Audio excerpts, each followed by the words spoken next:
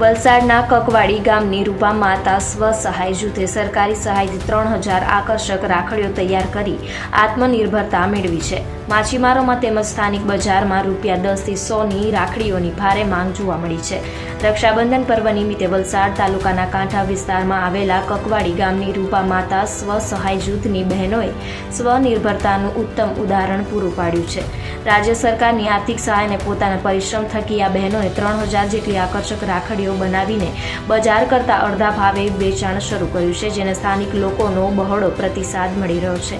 Corona કાળના શરૂ થયેલા વિચાર આજે બન્યા. રોજગારી કકવાડી ગામના પટેલ ફળિયામાં કાર્યરત રૂપા માતા સ્વસહાય જૂથના પ્રમુખ અર્પિતાબેન પટેલના જણાવ્યા મુજબ કોરોના કાળમાં રોજગાર બંધ થતાં બહેનોએ ઘરે બેઠા ભેગા મળીને રાખડી બનાવવાનો વિચાર કર્યો હતો. પ્રથમ પ્રયાસમાં મળેલી સફળતાથી તેમનો આત્મવિશ્વાસ વધ્યો હતો. ગત વર્ષે આ બહેનોએ 2000 રાખડીઓ બનાવી હતી, જે સંપૂર્ણ વેચાઈ ગઈ હતી. આ વર્ષના ઉત્સાહને જોતા તેમણે 3000 રાખડીઓ બનાવવાનો લક્ષ્યાંક રાખ્યો છે, જેમાંથી અત્યાર સુધીમાં 2000 રાખડીઓનું વેચાણ થઈ ચૂક્યું છે.